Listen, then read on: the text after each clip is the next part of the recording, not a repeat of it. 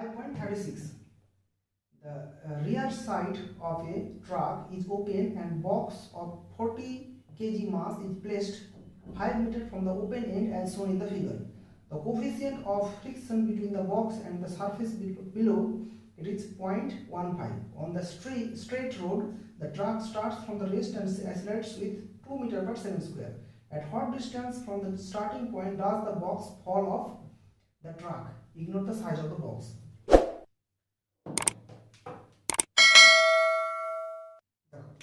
5.36 এরকম একটা ট্রলি আছে,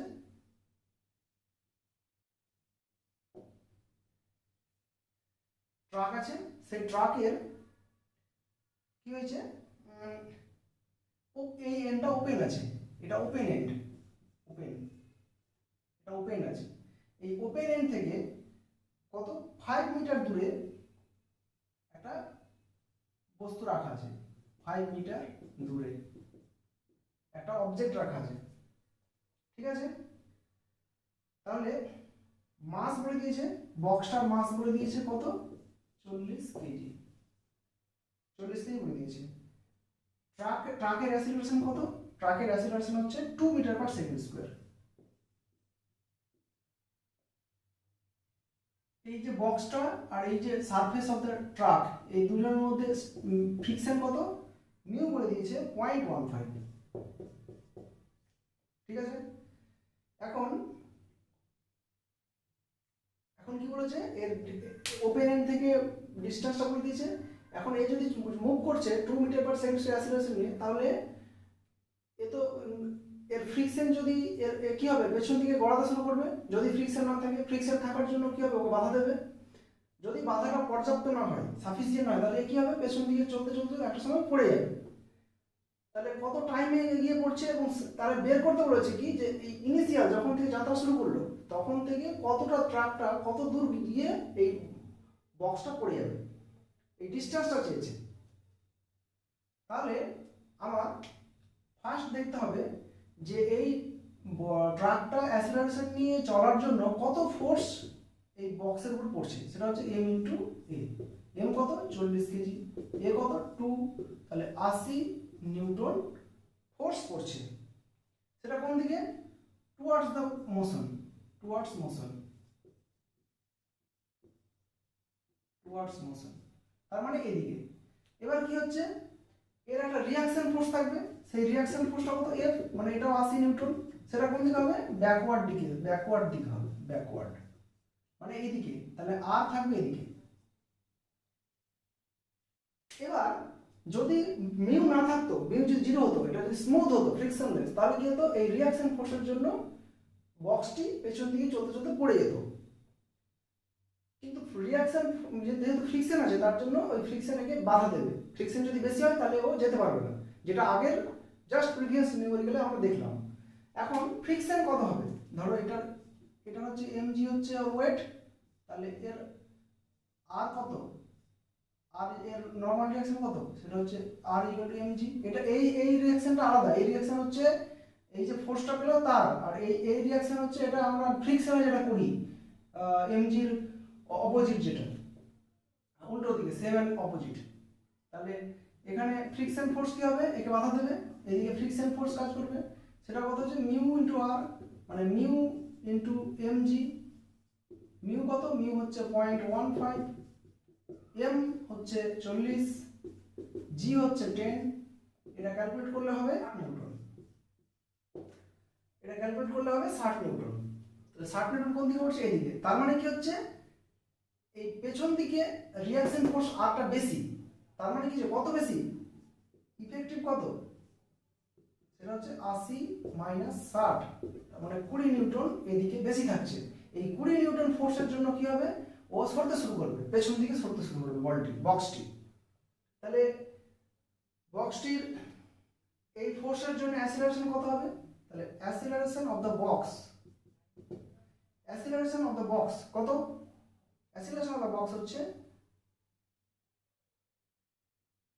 কি, কোন ফর্মুলা দিয়ে বের করব, আগে ফর্মুলাটা লিখে নিই। F effective effective is equal to mass into a box, মানে F is equal to M A.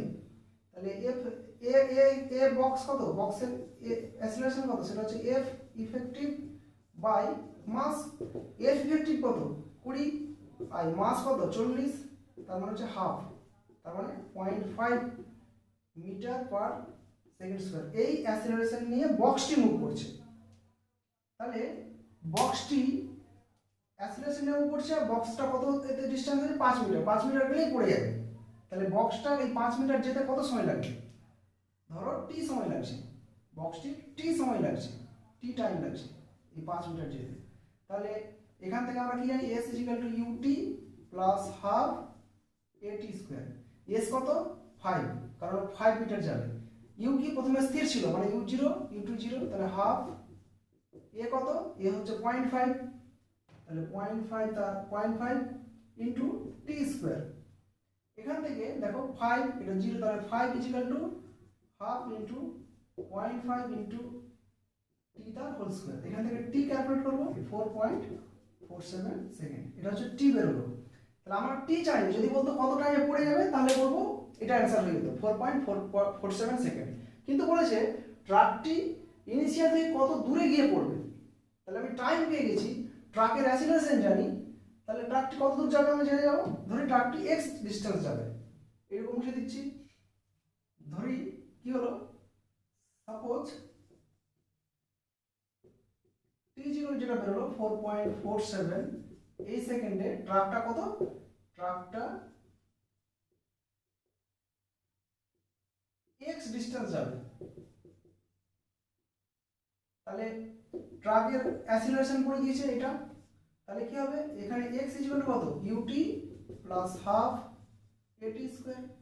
তাহলে ট্রাক কি ইনিশিয়ালি 0 থেকে শুরু করেছিল, তাহলে 0 প্লাস হাফ এ কত, ট্রাকের অ্যাক্সিলারেশন 2, আর t কত বেরিয়েছে 4.47 তার হোল স্কয়ার। এখান থেকে ক্যালকুলেট করলে x ইজ ইকুয়াল কত মিটার, 19.98 মিটার। তার মানে এটা হচ্ছে অ্যানসার, যে ট্রাকটি ইনিশিয়াল থেকে 19.98 মিটার যাওয়ার পরে এই বক্সটা পড়ে যাবে, ওপেন এন্ড দিয়ে পড়ে যাবে। বোঝা গেল? বুঝিয়ে দিচ্ছি পুরোটা। 5.37 a disc revolves with a speed of 33 revolution per minute, 33 plus 1/3 revolution per minute, and has a radius of 15 centimeter. Two coins are placed at 4 centimeter and 14 centimeter away from the center of the record. If the coefficient of friction between the coins and the record is 0.15, which of the two coins will revolve with the record? 5.37 ওরা কি বলে দিয়েছে, একটা disk আছে, এরকম একটা disk আছে, ডিস্কটা revolve করবে। ডিস্কের উপরে কি হয়েছে, সেন্টার থেকে, এই সেন্টার থেকে একটা হচ্ছে তোমার 4 সেন্টিমিটার দূরে একটা কয়েন রাখা আছে, আর একটা 14 সেন্টিমিটার দূরে একটা কয়েন রাখা আছে। এখন কোফিসিয়েন্ট বলে দিয়েছে এই দুজনের মধ্যে কোন কয়েনটা ঘুরবে আমাদের এটা জানতে হবে। কি কি বলে দিয়েছে ওরা, দেখো ওরা মিউ বলে দিয়েছে কত 0.15, মানে কয়েন এবং এই ডিস্ক এই দুজনের মধ্যে mu coefficient of static friction, আর এটার স্পিড কত বলে দিয়েছে ডিস্কের, এই এনটা বলে দিয়েছে 33 মানে হচ্ছে 100/3 rpm, তাহলে 100/3 by 60 এটা rps সেকেন্ডে করে দিলাম, তাহলে 100/180 rps হলো। এটা এন বের হলো আমার। এখন দেখো কোন পয়েন্টটা রিভলভ করবে, ঘুরবে, সেটা ডিপেন্ড করছে এই যে দুজনের ডিসটেন্স যেহেতু আলাদা, তার জন্য তাদের যে মধ্যে যে ফ্রিকশনটা আছে, তাদের দুজনের মধ্যে যে ফ্রিকশন ফোর্স কাজ করবে এই কয়েন এবং এর মধ্যে, ডিস্কের মধ্যে, সেই ফ্রিকশন ফোর্সটা ওকে কার জন্য সেন্ট্রিপিটাল ফোর্স দেওয়ার মতো যথেষ্ট হচ্ছে। সেন্ট্রিপিটাল ফোর্স একে ঘোরার জন্য কি রিভলভ করার জন্য সবসময় সেন্ট্রিপিটাল ফোর্স লাগবেই। এই সেন্ট্রিপিটাল ফোর্স যে সাপ্লাই করতে পারবে যার জন্য, তাহলে সেই কয়েনটা ঘুরবে, রিভলভ করবে। যে কোনো একটা ধরো ফার্স্ট কয়েন, একটা কয়েন যার এই রেডিয়াসটা হচ্ছে r ইকুয়াল টু, এই radius r equal to 4 centimetre, মানে কি 4/100 মিটার। প্রতিটার ক্ষেত্রে এর ওয়েট কত, ধরো এই কয়েনটা আছে, এই কয়েনটার ওয়েট কত m × g, তাহলে এর নরমাল ডিরেকশন r কত, r ইকুয়াল টু mg উপরের দিকে, তাহলে এর ফ্রিকশন কত হবে, friction F equal to mu into r হচ্ছে mg। এই ফ্রিকশনটা কি করবে, এই ফ্রিকশনটাই সাপ্লাই করে হচ্ছে সেন্ট্রিপিটাল ফোর্স সাপ্লাই করবে, সেন্ট্রিপিটাল ফোর্স। আমরা এই সেন্ট্রিপিটাল ফোর্সের ফর্মুলা হচ্ছে mv²/r বা m⍵²r। আমরা এর আগে পড়িয়েছি, এই ফর্মুলা তোমাদের জানা আছে ধরে নিচ্ছি, mv²/r বা m⍵²r। এই ফ্রিকশন ফোর্সটা অর্থাৎ μmg যদি কি হয় greater or equal to m⍵²r হয়, তাহলেই রিভলভ করবে, না হয় রিভলভ করবে না। এটা হচ্ছে রিভলিউশনের কন্ডিশন অফ রিভলিউশন। ঠিক আছে, তাহলে আমরা দেখো দুদিক থেকে m আছে, mm কেটে দিচ্ছি, তাহলে mm কেটে গেল। তাহলে কন্ডিশন অফ রিভলিউশন কি, μg greater equal to ω²r। তাহলে দেখো μg কত, মিউ ইনটু জি, মিউ কত, মিউ হচ্ছে সবার জন্যই সমান 0.15 আর জি হচ্ছে 10, তাহলে 1.5 মিটার পার সেকেন্ড স্কয়ার হলো। আর ω²r কত, ওমেগা হচ্ছে 2πn তার হোল স্কয়ার ইনটু r, তাহলে কত 4/7 তার হোল স্কয়ার, n হচ্ছে 100/180 তার হোল স্কয়ার ইনটু r কত, এখানে r বলে দিই, r প্রথম কেসের জন্য r হচ্ছে 4/100, তাহলে এটা করলে 0.49। তাহলে দেখো মিউ জি কত 1.5 আর ω² r কত 0.49, মানে এখানে এই কন্ডিশনটা মিউ জি গ্রেটার দ্যান ω² r এটা মেইনটেইন হচ্ছে, তার মানে রিভলভ করবে, ঘুরবে, রিভলভ করবে। এবার দেখো আমরা সেকেন্ড কেসে যাব, এটা মুছে দিচ্ছি। দেখো 2 নম্বরের জন্য এখানে আর কত, এখানে 14 সেন্টিমিটার, তার মানে 14/100 মিটার, 14/100 মিটার। ওমেগা কত বেরিয়েছিল, তাহলে আবার আমি করব মিউ, এখানে কি মিউ ইনটু জি, মিউ ইনটু জি সবসময় একই, মিউ আর জি একই, কত বেরিয়েছে 1.5। আর এটা দেখবো ω² rটা কি হচ্ছে, ω² rটা কেমন হচ্ছে, মানে 2πn তার whole square into r, 4π² n² r, 4/7 whole square, n হচ্ছে n দুজনের জন্য একই 100/180, আর r কত, r হচ্ছে 14/100। এটা ক্যালকুলেট করলে হবে 1.705 হবে। তাহলে এটা কি 1.5 থেকে বেশি, 1.5 থেকে বেশি, তার মানে এখানে কন্ডিশনটা ভ্যালিড হচ্ছে না, তার মানে এ রিভলভ করবে না, রিভলভ করবে না, ডাজ নট রিভলভ। বোঝা গেল, মুছে দিচ্ছি। 38 You may have seen in a circus a motorcyclist driving in vertical loops inside a death well, a hollow spherical chamber with holes so that spectators can watch from outside. Explain clearly why the motorcyclist does not drop down when he is at the uppermost point of death well with no support from below. What is the minimum speed required at the uppermost position to perform a vertical loop if the radius of the chamber is 25 meter. 5.38 দেখো এটা death well, বাইরে ছোট ছোট ছোট ছোট ছিদ্র করা থাকে যাতে বাইরে থেকে দর্শকরা দেখতে পায়।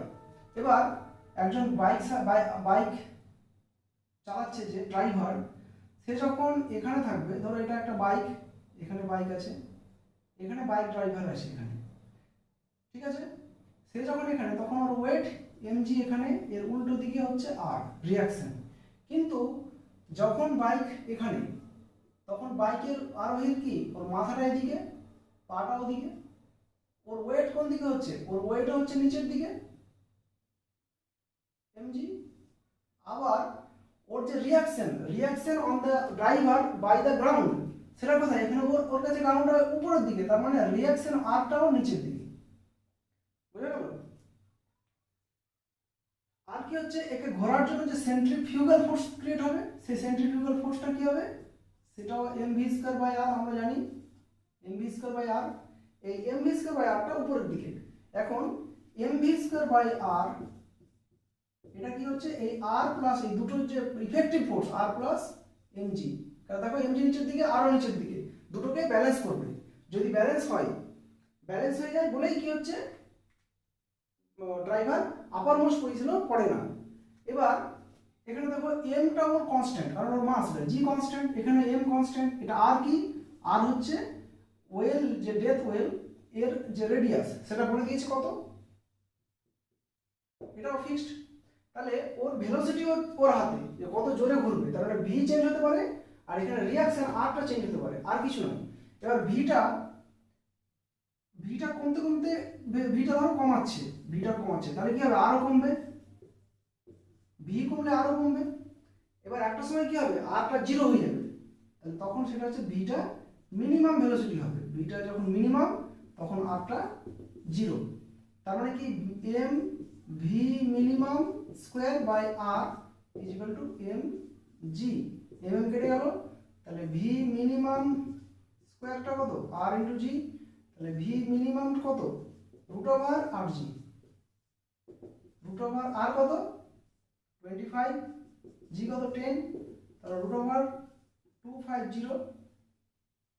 এটা করলে অ্যান্সার 15.8 মিটার পার সেকেন্ড। তার মানে ওকে মিনিমাম এই ভেলোসিটি নিয়ে মুভ করতেই হবে, যাতে আপার মোস্ট পজিশনে ও পড়ে না যায়। এর থেকে কম ভেলোসিটি নিয়ে ও যদি যায়, তাহলে ও পড়ে যাবে উপরে। বোঝা গেল? বুঝে দিচ্ছি। 39 দেখো এম, এবার দেখো এম এর দেন 5.40, রেডিয়াসটা বলে দিয়েছে r। এবার 1 নম্বর থেকে গ্রেটার ইকুয়াল টু